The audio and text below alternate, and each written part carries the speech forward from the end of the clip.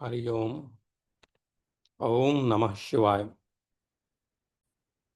हमें बाल्यकाल से ही परिवारों में यह समझाया सिखाया जाता है कि नित्य पूजा करनी चाहिए।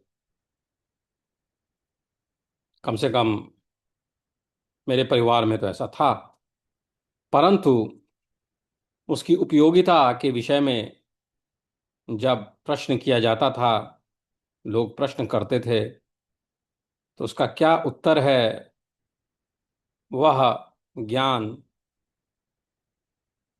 पूर्ण रूप में अच्छी समझ के साथ कारणों को गिनाते हुए बताने का ज्ञान इतना अधिक नहीं था, क्योंकि एक तो हमारी शिक्षा शैली पद्धति डॉक्टर इंजीनियर बनाने के चक्कर में हमें अपने शास्त्रों से थोड़ा बहुत दूर करती है, और उसमें किसी की त्रुटि नहीं है। जिस चीज़ में हम अटेंशन देंगे, ध्यान देंगे, मन लगाएंगे, उसी में हम आगे प्रवीण होंगे, सफलता मिलेगी। एक न्यूरोलॉजिस्ट या एक डॉक्टर होने के नाते, और आजकल तो एक न्यूरोलॉजिस्ट न्यूरोसाइंटिस्ट होने के नाते, मैं इन विषयों पे थोड़ा ध्यान देता हूँ। जब शास्त्रों को फिर से पढ़ता हूँ और देखता हूँ कि उसमें क्या बातें दी गई हैं, और उसमें जो बातें हैं उनका उनसे किस प्रकार की न्यूरोसाइंटिफिक प्रश्न निकल कर आते हैं, पूछे जा सकते हैं। अगर मेरे पास आज वो अनुसंधान करने के सारे रिसोर्सेज हों, माहौल हो, समाज हो, वो लोग हों जो इन शास्त्रों में बताई गई पद्धतियों का आज भी पालन करते हों, तो मैं उस पर किस प्रकार से अनुसंधान कर सकता हूं, इस विषय में ध्यान तो आता है। लेकिन सब कार्य तो मैं स्वयं नहीं कर सकता, कुछ दूसरे लोग भी करें। तो इसी विचार से यह आज एक मैंने वीडियो बनाने का मन बनाया, और अपने बातों को आगे प्रस्तुत करूंगा। तो एक वैज्ञानिक होने के नाते प्रश्न यह है कि क्या हम वैज्ञानिक पद्धतियों के आधार पर इस बात का अनुसंधान कर सकते हैं, अध्ययन कर सकते हैं। विज्ञान नित्य पूजा का अध्ययन कर सकता है? अनुष्ठान, ध्यान, अभ्यास, शरीर बोध और कल्याण का अंतर विषयी अध्ययन क्या किया जा सकता है? मुझे लगता है किया जा सकता है। आवश्यकता है कोलैबोरेशन की, जिसमें मुझ जैसे न्यूरोलॉजिस्ट, न्यूरोसाइंटिस्ट हों, साइकोलॉजिस्ट हों, संस्कृत के विद्वान पंडित हों, एमआरआई के टेक्नीशियंस हों, ईईजी के एक्सपर्ट्स हों, दूसरे लोग हों जिनकी रिसर्च डिजाइन में आवश्यकता हो, रिसर्च के एग्जीक्यूशन में, क्रियान्वयन में आवश्यकता हो, तो हम ये बिल्कुल बहुत सुंदरता के साथ कर सकते हैं। तो नमस्कार, मैं निशांत कुमार मिश्र हूं, और आईवी पंडित के इस व्याख्यान में आपका हार्दिक स्वागत करता हूं। आज हम एक अत्यंत महत्वपूर्ण परंतु कुछ कठिन प्रश्न पर विचार करेंगे। क्या विज्ञान नित्य पूजा का अध्ययन कर सकता है? हम में से अनेक लोगों ने अपने घरों में नियमित पूजा होते हुए देखी है। हमारे घरों में हमने सबने नियमित पूजा होते हुए देखी है। किसी घर में पूजा कुछ मिनटों की होती है, किसी घर में वह विस्तृत होती है। कहीं दीप प्रज्वलित किया जाता है, जल और पुष्प अर्पित किए जाते हैं, मंत्र बोले जाते हैं, घंटी बजाई जाती है, आरती होती है और प्रसाद ग्रहण किया जाता है। कहीं केवल मानसिक स्मरण या संक्षिप्त प्रार्थना होती है। पूजा का स्वरूप संप्रदाय, परिवार, क्षेत्र, जीवन अवस्था और व्यक्तिगत परिस्थिति के अनुसार बदलती भी रहती है या बदल सकती है। लेकिन क्या पूजा केवल कुछ क्रियाओं का क्रम है, या वह श्रद्धा, सेवा, कर्तव्य, स्मरण, पारिवारिक उत्तराधिकार और ईश्वर के साथ संबंध का भी एक रूप है? दूसरी ओर जब कोई व्यक्ति प्रतिदिन किसी निश्चित समय और स्थान पर पूजा करता है तो उसमें ध्यान, स्मृति, श्वास, वाणी, दृष्टि, हस्तचेष्टा, भावनाएं और नियमितता भी सम्मिलित होती हैं। इसलिए मनोविज्ञान, मानव शास्त्र, शरीर विज्ञान और तंत्रिका विज्ञान इससे कुछ स्पष्ट तथा परीक्षण योग्य प्रश्न पूछ सकते हैं, परंतु आरंभ में ही एक आवश्यक सीमा स्वीकार करनी होगी। विज्ञान पूजा के दौरान होने वाली कुछ मनोवैज्ञानिक अथवा शारीरिक प्रक्रियाओं का अध्ययन कर सकता है, लेकिन विज्ञान यह निर्धारित नहीं कर सकता कि पूजा आध्यात्मिक रूप से सत्य है, देवा की उपस्थिति किस प्रकार समझी जानी चाहिए या उपासना का धार्मिक मूल्य क्या है। उसी प्रकार किसी साधना का धार्मिक महत्व अपने आप यह सिद्ध नहीं करता कि उससे कोई चिकित्सकीय अथवा तंत्रिका विज्ञान, न्यूरोसाइंस संबंधी लाभ अवश्य होगा। इसलिए इस व्याख्यान का उद्देश्य न तो नित्य पूजा को न्यूरोसाइंस द्वारा प्रमाणित घोषित करना है और ना ही उसे वैज्ञानिक अध्ययन से परे रखना है। हमारा उद्देश्य है परंपरा के अर्थ और गरिमा को सुरक्षित रहते हुए स्पष्ट, उत्तरदायी और परीक्षण योग्य क्वेश्चंस विकसित करना। इस चर्चा में हम पहले नित्य पूजा को अध्ययन की एक जीवित परंपरा के रूप में समझेंगे, फिर उसके स्वाभाविक घटकों ध्यान, स्मृति, आदत, श्वास, वाणी, शरीर, भावना और सामाजिक संप्रेषण पर विचार करेंगे। उसके बाद गायत्री जप को एक सीमित अध्ययन प्रकरण के रूप में देखेंगे, संभावित अनुसंधान विधियां समझेंगे और अंत में नैतिकता तथा उत्तरदायी संवाद की सीमाओं पर चर्चा करेंगे। हरिओम। ओम नमः शिवाय। नित्य पूजा का अर्थ और अध्ययन की सीमा क्या है? नित्य शब्द नियमितता अथवा कर्तव्य का संकेत दे सकता है, परंतु केवल इस नाम के आधार पर यह मान लेना उचित नहीं कि प्रत्येक व्यक्ति वही पूजा प्रतिदिन उसी रूप में करता है। इसी प्रकार घरेलू पूजा को मंदिर पूजा का छोटा और सर्वत्र समान संस्करण समझना भी भूल होगी। ग्रंथ, आचार्य, कुल परंपरा, संस्थागत प्रशिक्षण और व्यक्ति की अपनी परिस्थिति, इन सब के कारण व्यवहार में पर्याप्त विविधता हो सकती है। इसलिए वैज्ञानिक अध्ययन की पहली जिम्मेदारी मापन नहीं बल्कि सही वर्णन है। कोई व्यक्ति क्या करता है, कब करता है, कहां करता है, अकेले करता है या परिवार के साथ करता है, किन वस्तुओं, मंत्रों और क्रियाओं का उपयोग करता है, वह स्वयं इस अभ्यास का अर्थ क्या समझता है, यही मूल प्रश्न है। पूजा को कभी कभी देवता के प्रति उस प्रकार सम्मान या आतिथ्य के रूप में समझाया जाता है जैसा किसी आदरणीय अतिथि के लिए किया जाता है। यही व्याख्या उपयोगी है पर पूर्ण नहीं। विभिन्न परंपराएं देव उपस्थिति, प्रतिमा अर्पण, कृपा, कर्तव्य और भागीदारी को अलग अलग ढंग से समझ सकती है। दीप, जल, पुष्प, फूल, फल, सुगंध, घंटी, प्रतिमा, पुस्तक और पूजा स्थान को वैज्ञानिक प्रयोग में केवल सेंसरी स्टिमुलाई अर्थात संवेदी उद्दीपन मान लेना अपर्याप्त होगा। साधक के लिए ये वस्तुएं अर्पण, उपस्थिति, स्मृति, परंपरा और संबंध की वाहक हो सकती हैं। उनकी धार्मिक भूमिका समझे बिना उन्हें प्रयोगशाला की विनिमेय वस्तुएं मानना अर्थ को नष्ट कर सकता है। यहां 4 प्रकार के कथनों को अलग रखना आवश्यक है। पहला है मानक या नॉर्मेटिव कथन। ग्रंथ, गुरु या परंपरा के अनुसार क्या होना चाहिए। दूसरा है नृवंश शास्त्रीय कथन। विशेष लोग वास्तव में क्या करते हैं और उसे कैसे समझते हैं। तीसरा है यांत्रिक परिकल्पना। कौन सी मापी जा सकने वाली प्रक्रिया संभवतः सक्रिय हो सकती है। और चौथा है परिणाम संबंधी दावा। अभ्यास के साथ कौन सा परिवर्तन जुड़ा हुआ पाया गया। इन चारों में से कोई भी दूसरे का स्थान नहीं ले सकता। ग्रंथ में विधान होने से यह सिद्ध नहीं होता कि सभी लोग वैसा ही करते हैं।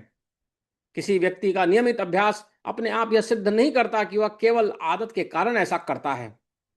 शरीर में किसी परिवर्तन से देवता संबंधित दावा प्रमाणित नहीं होता और प्रयोगशाला में अपेक्षित परिणाम न मिलने से साधक का धार्मिक अनुभव अर्थहीन नहीं हो जाता। अध्ययन की इकाई भी स्पष्ट करनी होगी। पूजा से हमारा आशय पूर्ण क्रम है। किसी परिवार की अनेक संबद्ध विधियां हैं, किसी एक अवसर का अनुष्ठान है, या केवल आरती, मंत्र जप अथवा दर्शन जैसा घटक है। यदि इकाई स्पष्ट नहीं होगी तो शोध में अलग अलग अभ्यासों को एक ही इंटरवेंशन समझ लिया जाएगा। तो 4 स्तरीय अंतर विषयी ढांचा, इस बारे में हम अब बात करेंगे। एक उत्तरदायी अंतर विषयी अध्ययन को 4 स्तरों में आगे बढ़ाया जा सकता है। पहला स्तर अर्थ और संबंध। पाठ शास्त्र, इतिहास, दर्शन, धर्मशास्त्र और साधकों की अपनी वाणी से हमें नित्य सेवा, भक्ति, दर्शन, संकल्प, प्रसाद और श्रद्धा जैसे शब्दों का प्रसंगानुकूल अर्थ समझना होगा। जहां परंपराओं में मतभेद हो वहां अनुवाद को उस विविधता को सुरक्षित रखना चाहिए। दूसरा स्तर है अभ्यास की वास्तविक संरचना।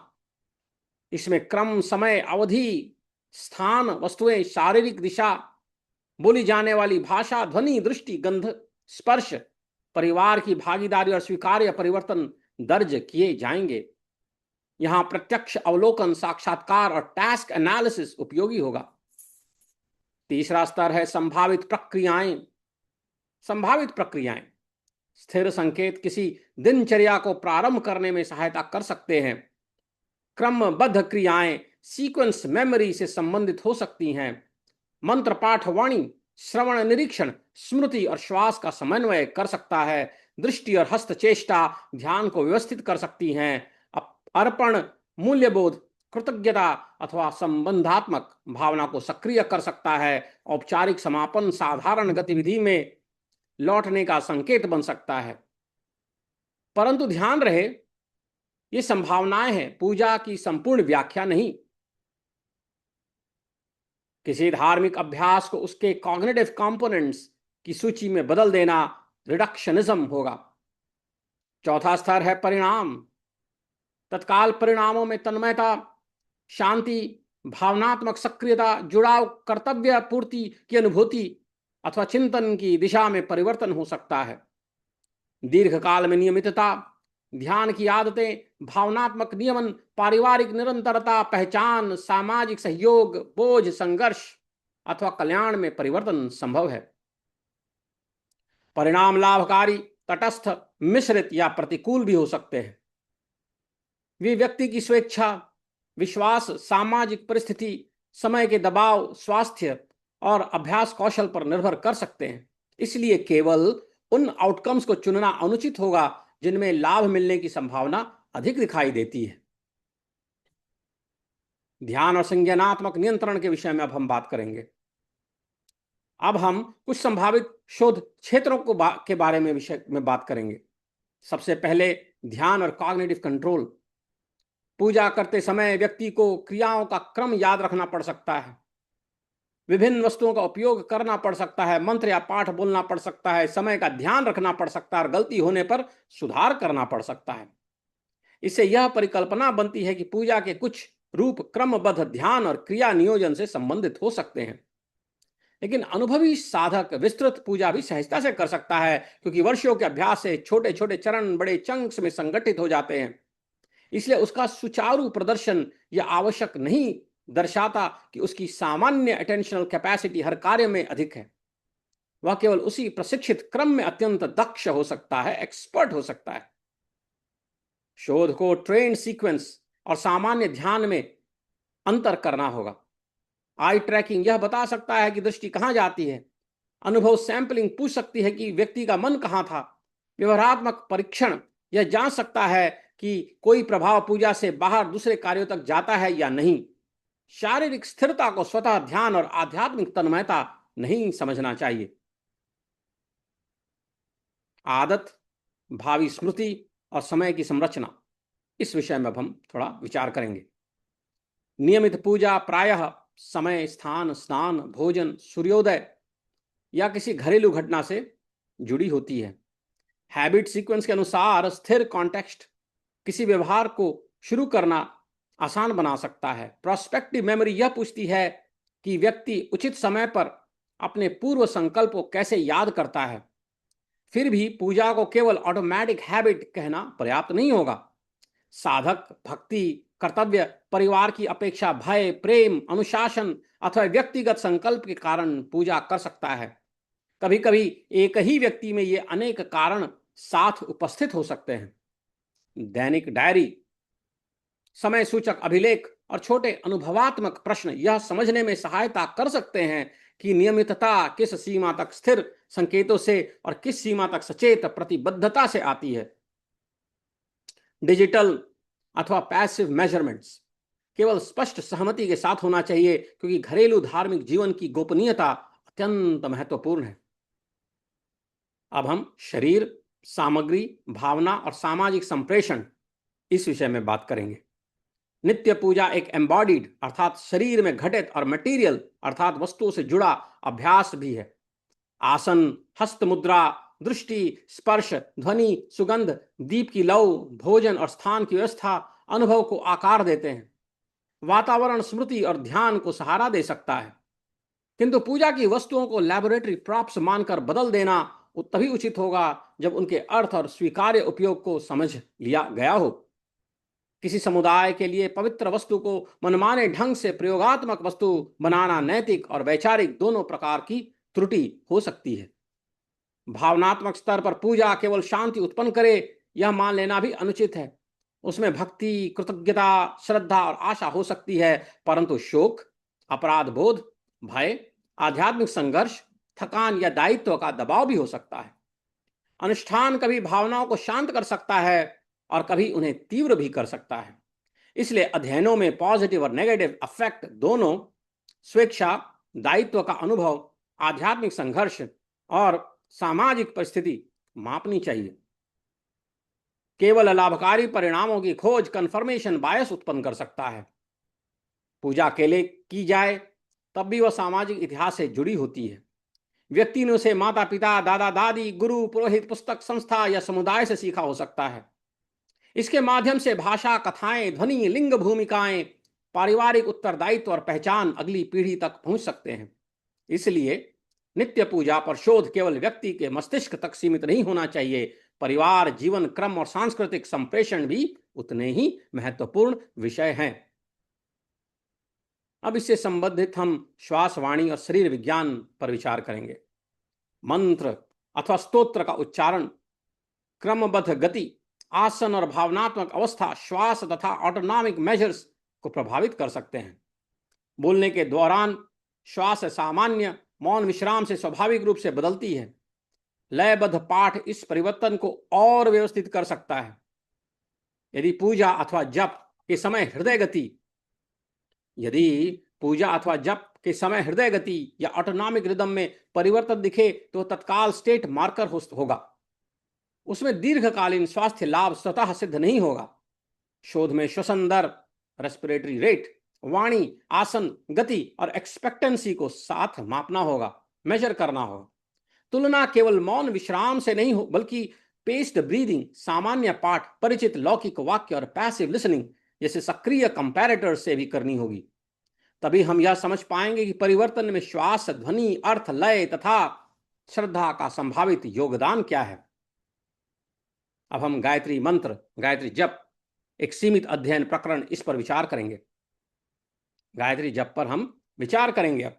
गायत्री जप व्यापक दैनिक अनुशासनों के भीतर हो सकता है, किंतु उसे संपूर्ण नित्य पूजा का सार्वभौमिक प्रतिनिधि नहीं माना जा सकता।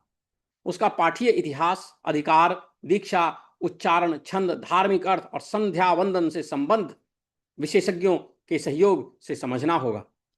आज गायत्री का अभ्यास विविध रूपों में होता है, वाचिक, उपांशु अथवा मानसिक, गणना के साथ अथवा बिना गणना, अकेले या सामूहिक रूप से, दीर्घ क्रम के भीतर या स्वतंत्र अभ्यास के रूप में। यदि शोध इन भेदों को दर्ज नहीं करता तो गायत्री जप का नाम का एक्सपोजर अस्पष्ट होगा।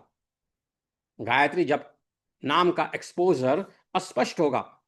एक विश्वसनीय प्रयोग में अनेक कंपैरेटर्स आवश्यक हो सकते हैं। वही पाठ सामान्य गति से बोलना, ध्वनि में मिलते जुलते किंतु अर्थहीन अक्षर, कोई परिचित लौकिक गद्यांश, मौन पुनरावृत्ति, शब्दों के बिना समान गति के श्वास, केवल सुनना और शांत विश्राम। इन स्थितियों से श्वास, आर्टिकुलेशन, ऑडिटरी फीडबैक, अर्थ परिचय, रेपिटेशन, एक्सपेक्टेशन और डिवोशनल मीनिंग के संभावित योगदानों को अलग अलग समझने में सहायता मिल सकती है। कोई एक कंट्रोल हर भेद को समाप्त नहीं करता।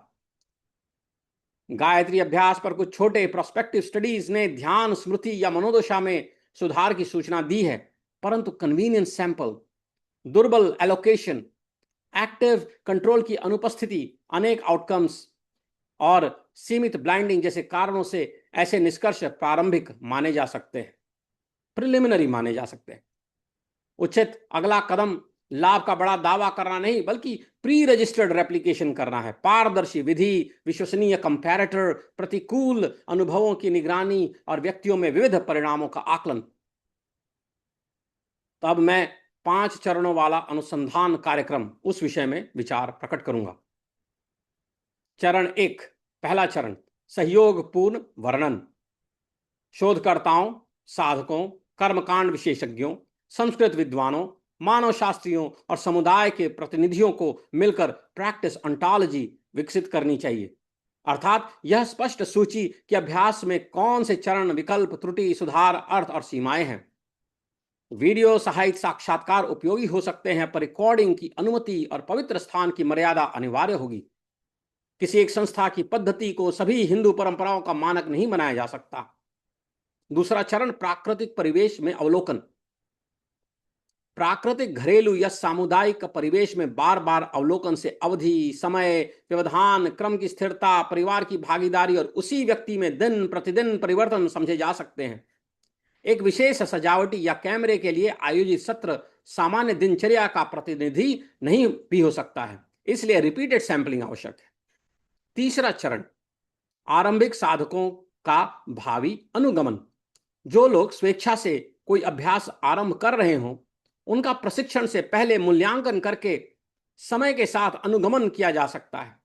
तुलना समूहों को प्रेरणा, सामाजिक संपर्क, समय, प्रशिक्षक का ध्यान और अपेक्षा में यथासंभव समान होना चाहिए। अभ्यास छोड़ देना या अनियमित हो जाना केवल मिसिंग डेटा नहीं है, वह स्वयं महत्वपूर्ण आउटकम है। उसे व्यवहार्यता, बोझ और व्यक्ति अभ्यास अनुकूलता की जानकारी मिलती है। चौथा चरण, घटक संवेदी प्रयोग। इस विषय में अब हम बात करेंगे। सांस्कृतिक अर्थ समझ लेने के बाद संक्षिप्त और नैतिक रूप से स्वीकार्य घटकों की तुलना की जा सकती है। तत्काल परिणामों के लिए विभिन्न पर्सन क्रॉसओवर डिजाइन्स उपयोगी हो सकते हैं, किंतु उन घटकों को अलग नहीं करना चाहिए जिन्हें साधक अथवा परंपरा अनुचित मानती हो। वैज्ञानिक सुविधा धार्मिक मर्यादा से ऊपर नहीं है।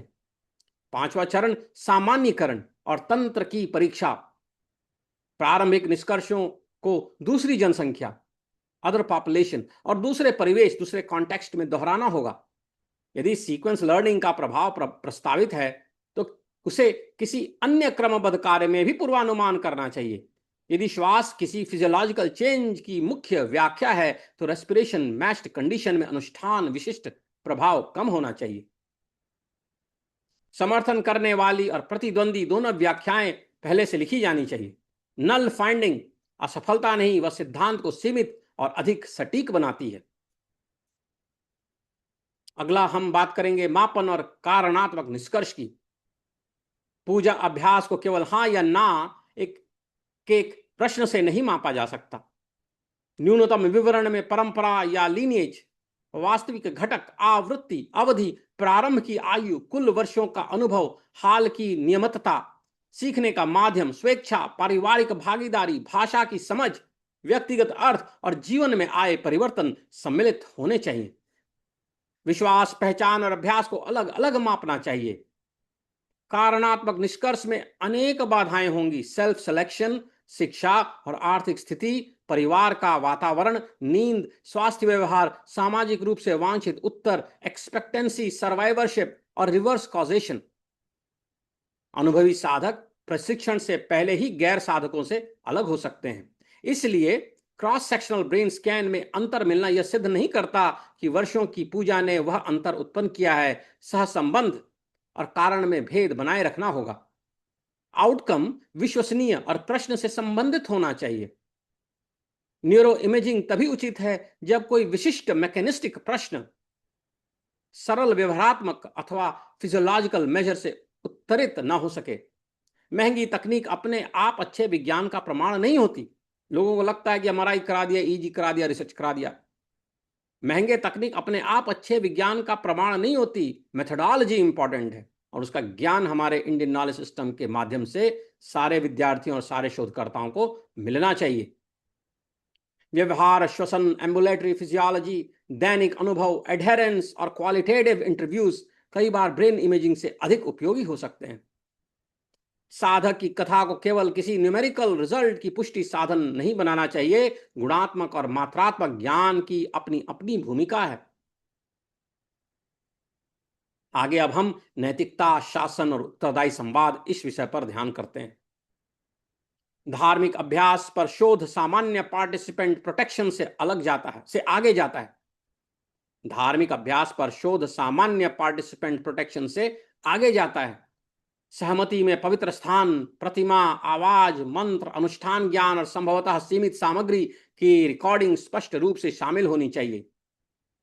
कौन प्रवेश की अनुमति दे सकता है, कौन सा डेटा साझा किया जा सकता है, उद्धरण प्रकाशित करने से पहले पार्टिसिपेंट रिव्यू आवश्यक है या नहीं, ओपन डेटा की अपेक्षा समुदाय की मर्यादा या व्यक्ति की प्राइवेसी से टकराती है या नहीं, इन प्रश्नों का उत्तर अध्ययन से पहले आवश्यक है।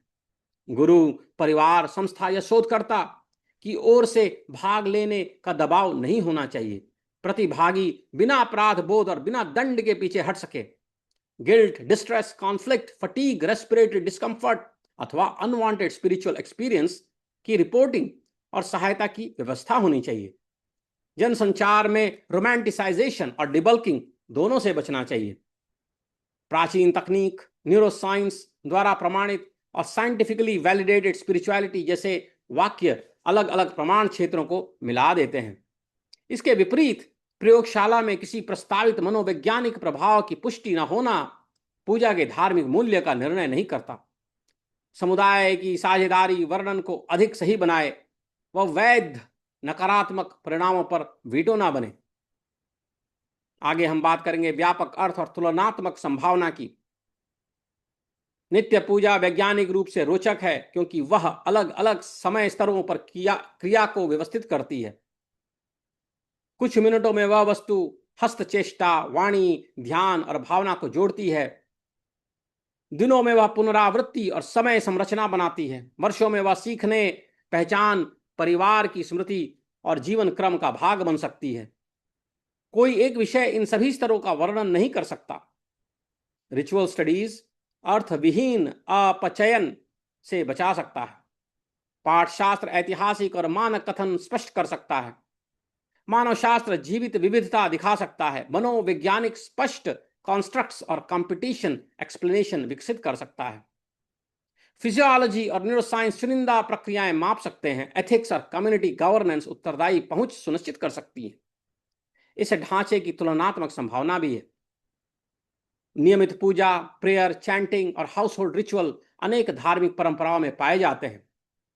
सामान्य सिद्धांतों को तुलना द्वारा जांचना चाहिए। उन्हें समय से पहले केवल हिंदू अभ्यास की विशिष्टता नहीं मानना चाहिए। साथ ही थियोलॉजी, मटेरियलिटी, भाषा और सामाजिक संगठन के वास्तविक भेदों को यूनिवर्सैलिटी की खोज में मिटाना भी उचित नहीं होगा। तो अब इस चर्चा को समेटते हुए मैं एक मुख्य विचार आपके सामने रखना चाहता हूं। नित्य पूजा केवल कुछ धार्मिक क्रियाओं का क्रम नहीं है। उसमें ध्यान, स्मृति, वाणी, श्वास, हस्तचेष्टा, भावना, अनुशासन, पारिवारिक उत्तराधिकार, भक्ति और पवित्र के साथ संबंध एक साथ उपस्थित हो सकते हैं। इसी बहुआयामी स्वरूप के कारण उसका अध्ययन जिज्ञासा के साथ साथ विनम्रता से होना चाहिए। हमें यह घोषित करके आरंभ नहीं करना चाहिए कि पूजा पहले ही न्यूरोसाइंस द्वारा प्रमाणित हो चुकी है। साथ ही यह भी नहीं मानना चाहिए कि धार्मिक अभ्यास गंभीर अकादमिक अध्ययन से, एकेडमिक अध्ययन से परे है। उचित मार्ग इन दोनों अतियों के बीच है। पहले हमें समझना होगा कि साधक वास्तव में क्या करते हैं, अभ्यास का उनकी परंपरा में क्या अर्थ है, परिवारों और समुदायों में वो कैसे बदलता है और उसके कौन से घटक वैज्ञानिक प्रश्नों में रूपांतरित किए जा सकते हैं। उसके बाद ही हमें पूछना चाहिए कि पाठ, श्वास, दृष्टि, हस्तचेष्टा, अर्पण, पुनरावृत्ति या दैनिक नियमितता किन मापे जाने योग्य प्रक्रियाओं अथवा परिणामों से संबंधित है। फिर भी वैज्ञानिक निष्कर्ष यह निर्धारित नहीं करेंगे कि धार्मिक विश्वास सत्य है या उपासना आध्यात्मिक रूप से अर्थपूर्ण है। तंत्रिका विज्ञान, न्यूरोसाइंस किसी अभ्यास के कुछ चुने हुए पक्षों की जांच कर सकता है, वह धर्मशास्त्र का निर्णायक नहीं बन सकता। उसी प्रकार पवित्रता का अनुभव अपने आप किसी जैविक अथवा चिकित्सकीय लाभ का प्रमाण नहीं है। अतः इस कार्य का लक्ष्य पूजा को ब्रेन एक्टिविटी में घटाना नहीं है और न वैज्ञानिक भाषा का प्रयोग करके आस्था को प्रमाणित करना है। लक्ष्य है एक उत्तरदायी अंतर विषयी संवाद, जिसमें संस्कृत विद्वान, परंपरा के साधक, इतिहासकार, मानवशास्त्री, मनोवैज्ञानिक, चिकित्सक और तंत्रिका विज्ञानी, न्यूरोसाइंटिस्ट एक दूसरे से सीख सकें। गायत्री जप ऐसी शोध यात्रा का एक उपयोगी प्रारंभिक उदाहरण हो सकता है, पर वह नित्य पूजा के व्यापक और विविध संसार का केवल एक घटक है। भविष्य के अध्ययन को परंपरा, विविधता, सहमति, प्रसंग और लाभकारी, तटस्थ, मिश्रित अथवा प्रतिकूल परिणामों सभी के प्रति खुला रहना होगा। अंततः नित्य पूजा को पहले एक जीवित धार्मिक अभ्यास के रूप में समझना चाहिए और उसके बाद ही वैज्ञानिक अध्ययन के संभावित विषय के रूप में। यदि हम उसके अर्थ को सुरक्षित रखते हुए स्पष्ट तथा परीक्षण योग्य प्रश्न पूछ सकें, तो हम ऐसा विज्ञान विकसित कर सकते हैं जो अर्थपूर्ण मानवीय अभ्यासों को उनके अर्थ से वंचित किए बिना समझने का प्रयास करें। मैं भारतीय ज्ञान प्रणालियों, इंडियन नॉलेज सिस्टम, संस्कृत अध्ययन, धर्म अध्ययन, मनोविज्ञान, चिकित्सा और तंत्रिका विज्ञान से जुड़े विद्वानों तथा विद्यार्थियों को इस शोध कार्यक्रम के विकास में सहयोग के लिए आमंत्रित करता हूं। आपके विचार में नित्य पूजा के किस पक्ष का अध्ययन सबसे पहले होना चाहिए? गायत्री जप, पूर्ण घरेलू पूजा क्रम, दर्शन के समय ध्यान, दैनिक नियमितता, भावनात्मक अनुभव या पीढ़ियों के बीच सांस्कृतिक संप्रेषण? कृपया अपने विचार नीचे कमेंट बॉक्स में टिप्पणी में लिखें। यदि आप विद्वान, साधक, विद्यार्थी या शोधकर्ता हैं तो इस कार्य में योगदान देना चाहते हैं तो आईवी पंडित के माध्यम से मुझसे संपर्क कर सकते हैं। इस व्याख्यान को सुनने के लिए आपका बहुत बहुत धन्यवाद। यदि यह अंतर विषयी इंटरडिसिप्लिनरी प्रयास आपको उपयोगी लगा हो तो इसे साझा करें और आईवी पंडित से जुड़ें, मुझसे जुड़ें। आइए श्रद्धा, जिज्ञासा और विवेक, इन तीनों को ज्ञान की खोज में साथ लेकर चलें। हम ना तो आस्था को प्रमाणित करने के लिए न्यूरोसाइंस का उपयोग करें और ना प्रमाण की आवश्यकता से बचने के लिए आस्था का। परंपरा की गरिमा और विज्ञान की विनम्रता दोनों को सुरक्षित रखते हुए आगे हम बढ़ें। नमस्कार, बहुत बहुत धन्यवाद।